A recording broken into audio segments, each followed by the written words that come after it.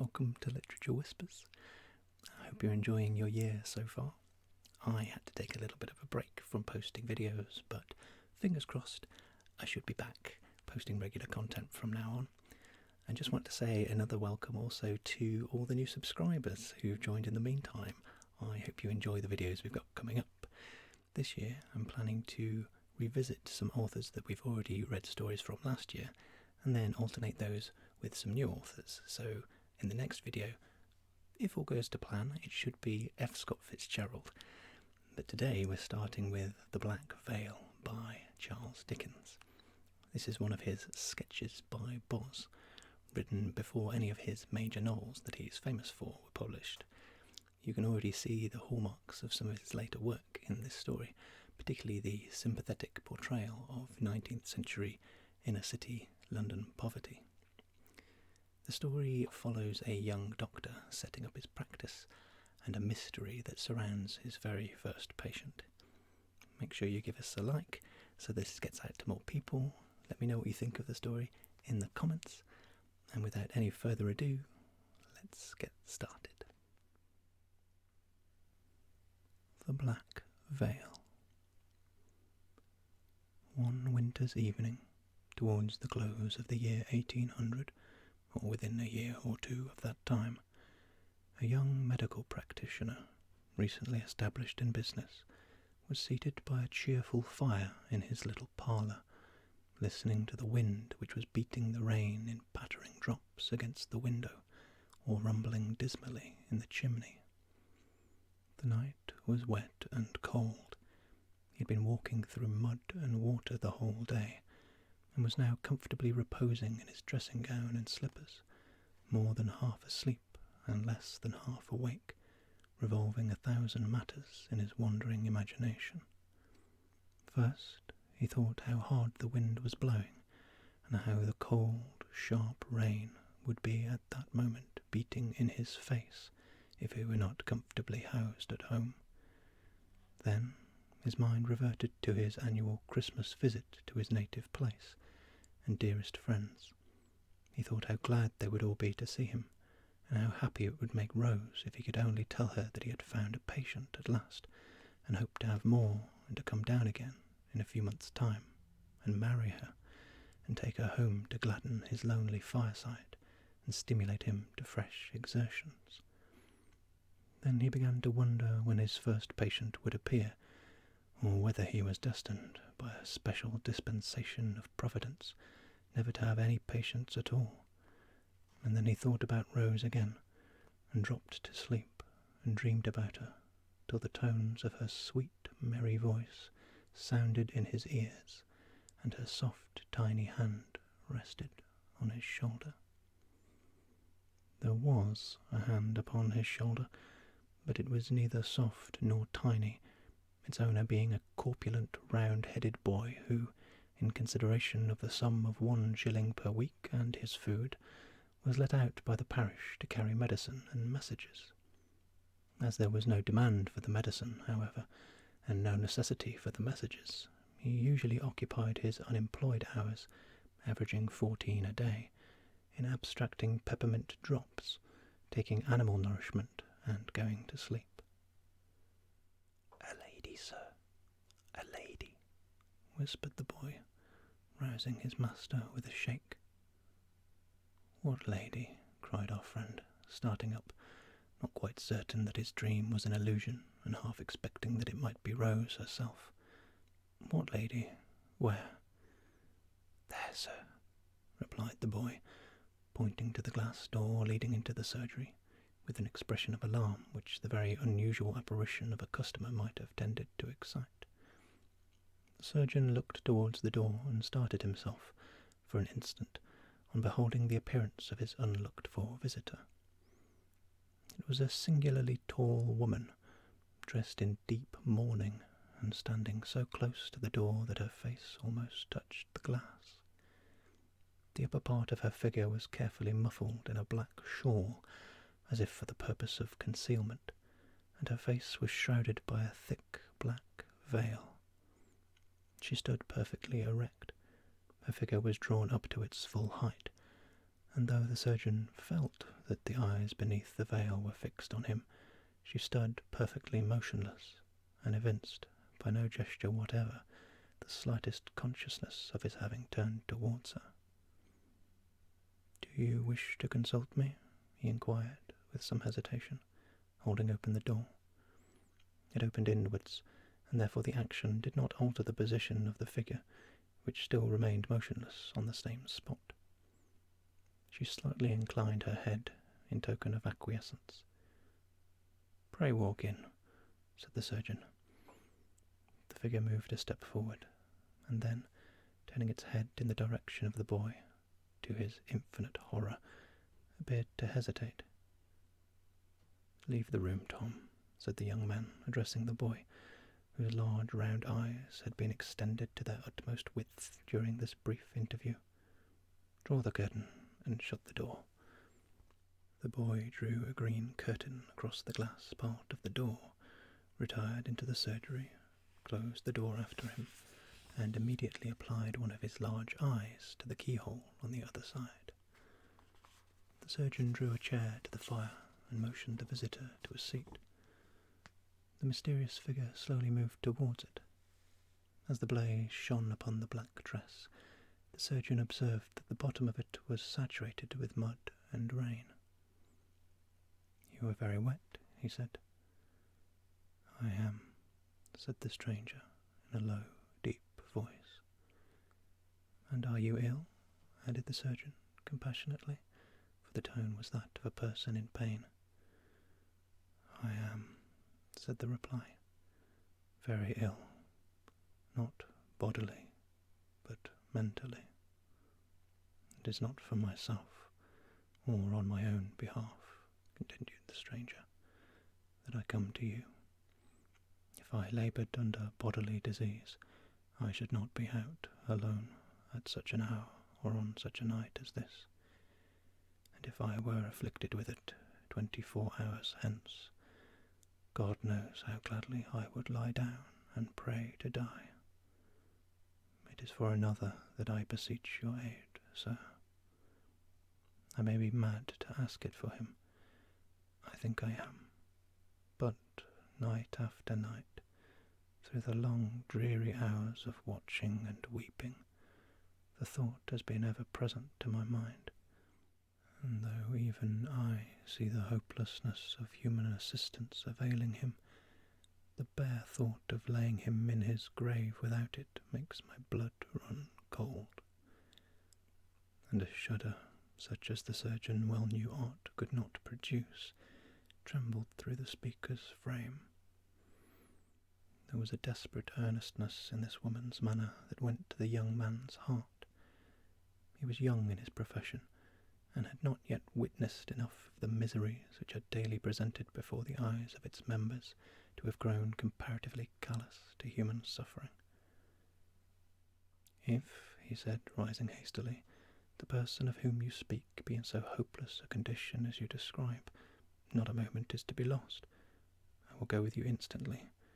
Why did you not obtain medical advice before?" "Because it would have been useless before. Because it is useless even now," replied the woman, clasping her hands passionately.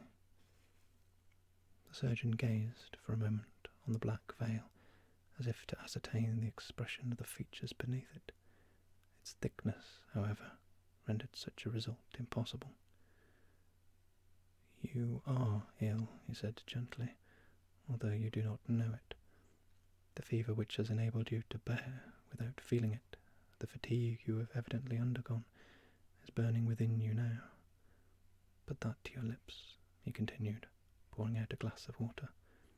"Compose yourself for a few moments, and then tell me, as calmly as you can, what the disease of the patient is, and how long he has been ill. When I know what it is necessary I should know to render my visit serviceable to him, I am ready to accompany you." The stranger lifted the glass of water to her mouth without raising the veil, put it down again untasted, and burst into tears. "I know," she said, sobbing aloud, "that what I say to you now seems like the ravings of fever. have been told so before, less kindly than by you. I am not a young woman, and they do say that as life steals on towards its final close, the last short remnant, worthless as it may seem to all beside, is dearer to its possessor than all the years that have gone before, connected though they be with the recollection of old friends long since dead, and young ones, children perhaps, who have fallen off from and forgotten one as completely as if they had died too. My natural term of life cannot be many years longer, and should be dear on that account, but I would lay it down without a sigh, with cheerfulness, with joy, if what I tell you now were only false or imaginary. Tomorrow morning he of whom I speak will be, I know, though I would fain think otherwise, beyond the reach of human aid. And yet, tonight, though he is in deadly peril, you must not see and could not serve him.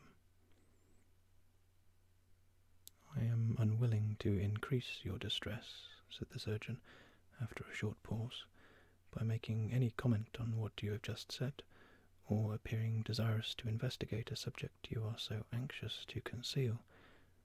But there is an inconsistency in your statement which I cannot reconcile with probability. This person is dying tonight, and I cannot see him when my assistance might possibly avail. You apprehend it will be useless tomorrow, and yet you would have me see him then.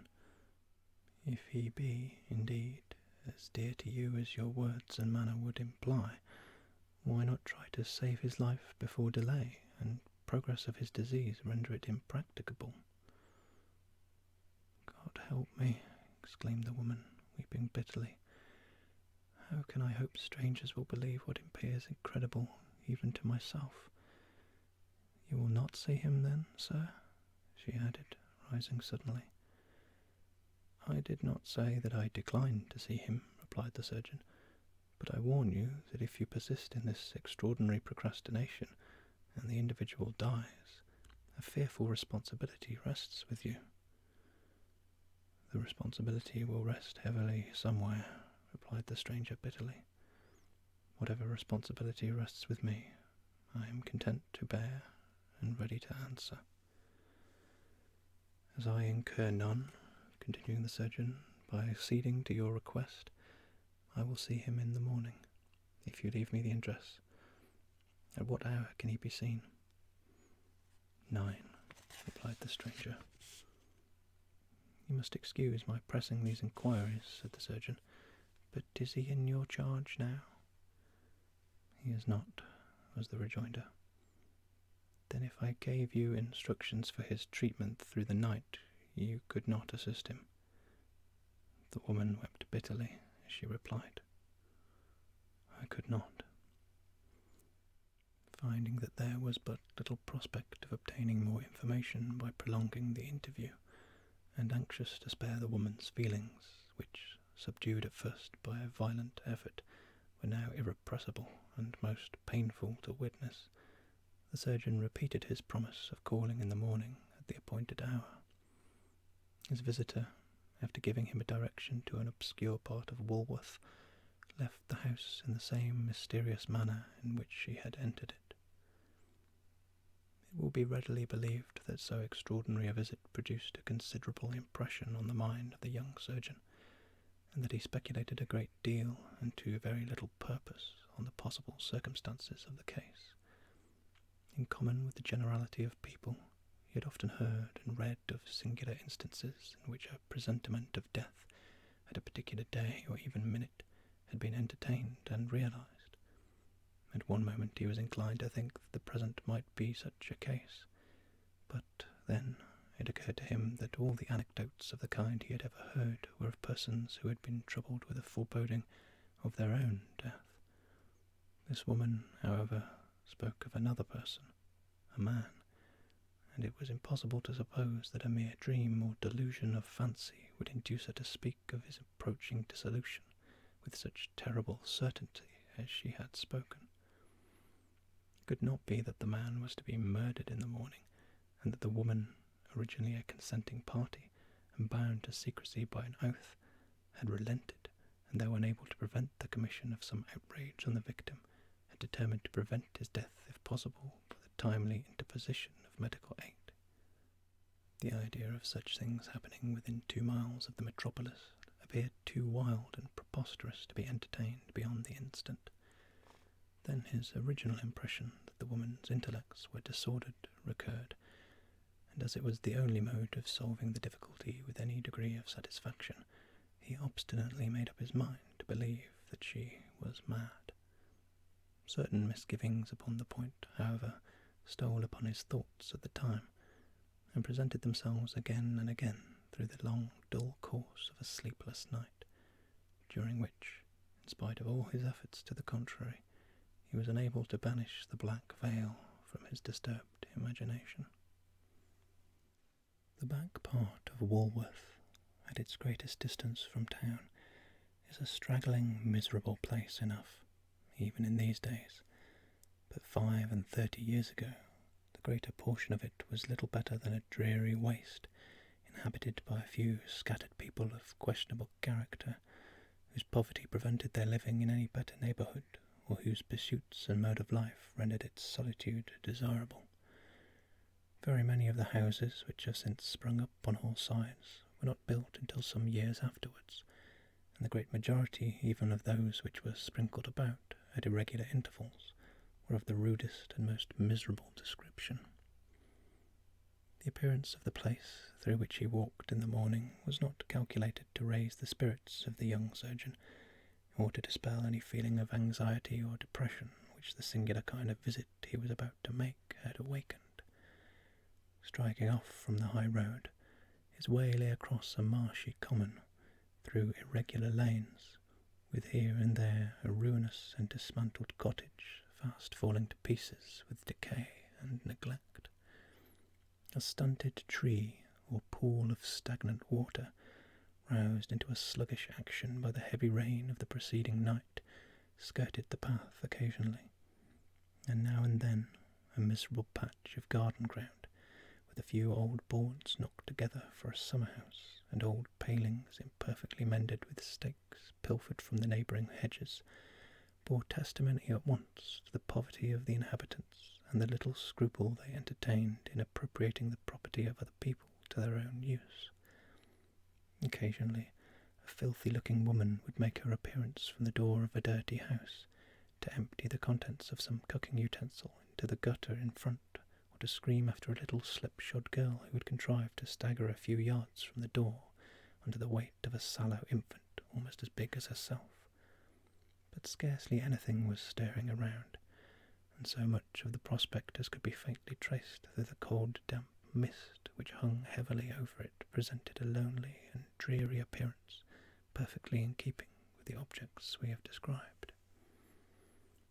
After plodding wearily through the mud and mire, making many inquiries for the place to which he had been directed, and receiving as many contradictory and unsatisfactory replies in return, the young man at length arrived before the house which had been pointed out to him as the object of his destination.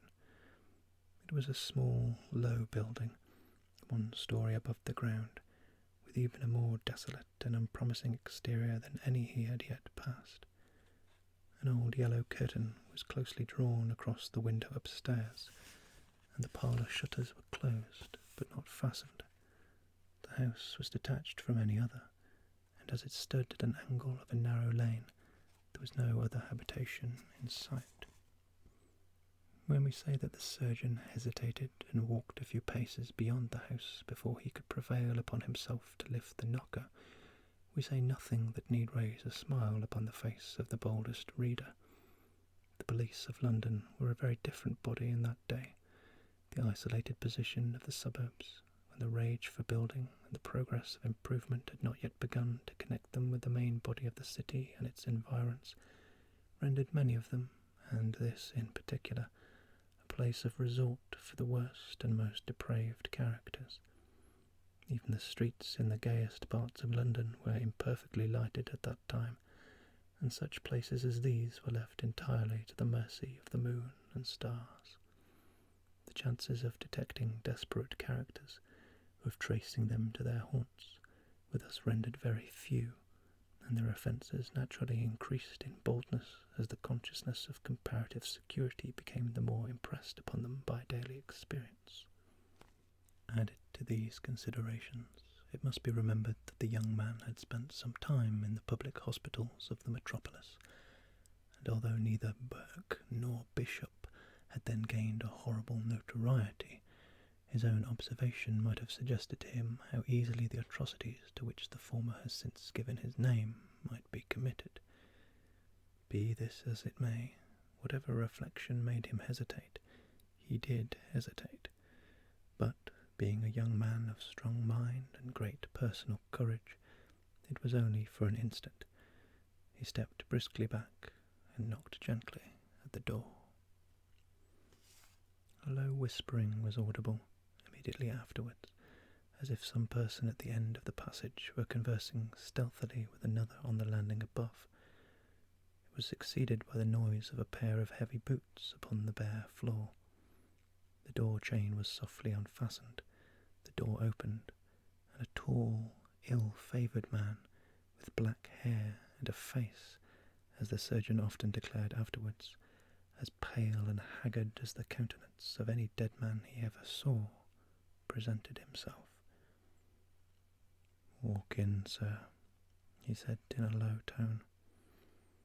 The surgeon did so, and the man, having secured the door again by the chain, led the way to a small back parlour at the extremity of the passage. "Am I in time?"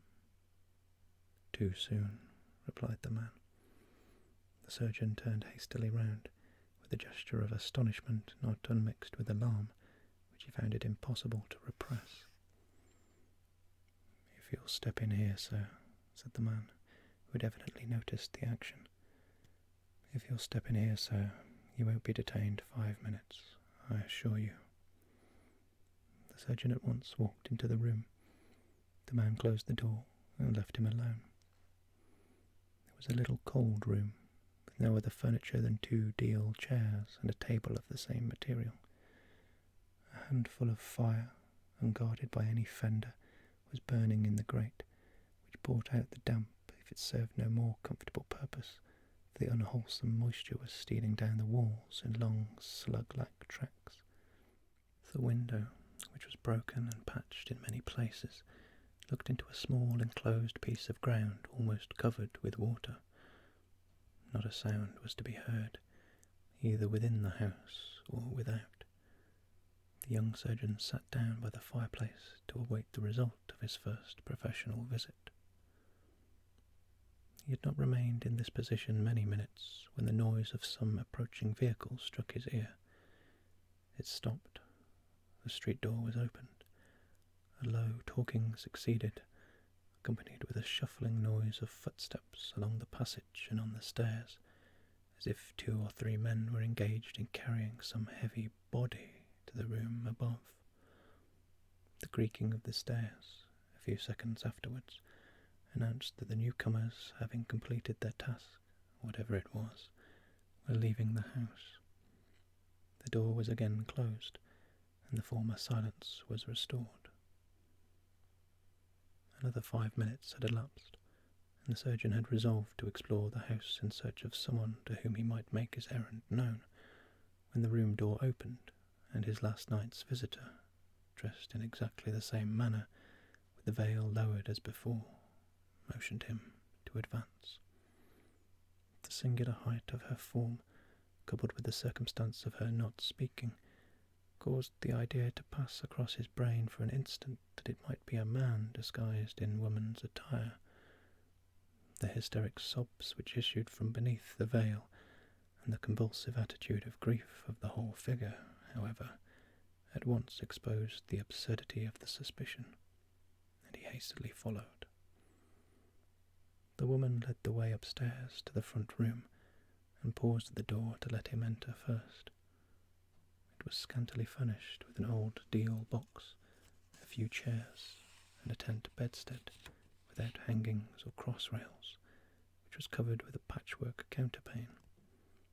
The dim light admitted through the curtain, which he had noticed from the outside, rendered the objects in the room so indistinct, and communicated to all of them so uniform a hue, that he did not, at first, perceive the object on which his eye at once rested when the woman rushed frantically past him and flung herself on her knees by the bedside. Stretched upon the bed, closely enveloped in a linen wrapper and covered with blankets, lay a human form, stiff and motionless.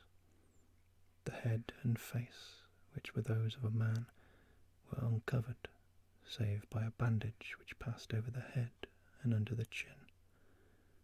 The eyes were closed. The left arm lay heavily across the bed, and the woman held the passive hand.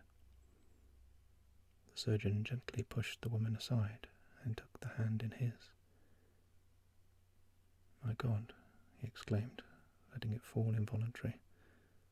"The man is dead." The woman started to her feet and beat her hands together. "Oh, don't say it, sir," she exclaimed, with a burst of passion amounting almost to frenzy. "Oh, don't say it, sir. I can't bear it. Men have been brought to life before, when unskilful people have given them up for lost, and men have died who might have been restored if proper means had been resorted to. Don't let him lie here, sir, without one effort to save him. This very moment life may be passing away. Do try, sir. Do, for heaven's sake." And while speaking, she hurriedly chafed first the forehead and then the breast of the senseless form before her, and then wildly beat the cold hands, which, when she ceased to hold them, fell listlessly and heavily back on the coverlet. "It is of no use, my good woman," said the surgeon, soothingly, as he withdrew his hand from the man's breast. "Stay, undraw that curtain." "Why," said the woman, starting up. "Undraw that curtain," repeated the surgeon in an agitated tone. "I darkened the room on purpose," said the woman, throwing herself before him as he rose to undraw it. "Oh, sir, have pity on me. If it can be of no use, and he is really dead, do not expose that form to other eyes than mine." "This man died no natural or easy death," said the surgeon. "I must see the body." With a motion so sudden that the woman hardly knew that he had slipped from beside her, he tore open the curtain, admitted the full light of day, and returned to the bedside. "There has been violence here," he said, pointing towards the body, and gazing intently on the face from which the black veil was now, for the first time, removed. In the excitement of a minute before, the female had thrown off the bonnet and veil, and now stood with her eyes fixed upon him. Her features were those of a woman about 50, who had once been handsome. Sorrow and weeping had left traces upon them which not time itself would ever have produced without their aid. Her face was deadly pale, and there was a nervous contortion of the lip and a natural fire in her eye which showed too plainly that her bodily and mental powers had nearly sunk beneath the accumulation of misery. "There has been violence here," said the surgeon, preserving his searching glance. "There has," replied the woman. "This man has been murdered." "That I call God to witness, he has," said the woman passionately. "Pitilessly, inhumanly murdered." "By whom?" said the surgeon, seizing the woman by the arm. "Look at the butcher's marks, and then ask me," she replied. The surgeon turned his face towards the bed, and bent over the body which now lay full in the light of the window. The throat was swollen, and a livid mark encircled it. The truth flashed suddenly upon him. "This is one of the men who were hanged this morning," he exclaimed, turning away with a shudder. "It is," replied the woman, with a cold, unmeaning stare. "Who was he?" inquired the surgeon. "My son," rejoined the woman, and fell senseless at his feet. It was true. A companion, equally guilty with himself, had been acquitted for want of evidence, and this man had been left for death and executed. To recount the circumstances of the case at this distant period must be unnecessary, and might give pain to some persons still alive. The history was an everyday one. The mother was a widow without friends or money, and had denied herself necessaries to bestow them on her orphan boy. That boy, unmindful of her prayers and forgetful of the suffering she had endured for him, incessant anxiety of mind and voluntary starvation of body, had plunged into a career of dissipation and crime. And this was the result: his own death by the hangman's hands, and his mother's shame and incurable insanity. For many years after this occurrence, and when profitable and arduous avocations would have led many men to forget that such a miserable being existed, the young surgeon was a daily visitor at the side of the harmless madwoman, not only soothing her by his presence and kindness, but alleviating the rigour of her conditions by pecuniary donations for her comfort and support, bestowed with no sparing hand. In the transient gleam of recollection and consciousness which preceded her death, a prayer for his welfare and protection, as fervent as mortal ever breathed, rose from the lips of this poor, friendless creature. That prayer flew to heaven and was heard. The blessings he was instrumental in conferring have been repaid to him 1,000-fold. But amid all the honours of rank and station which have since been heaped upon him, and which he has so well earned, he can have no reminiscence more gratifying to his heart than that connected with the Black Veil.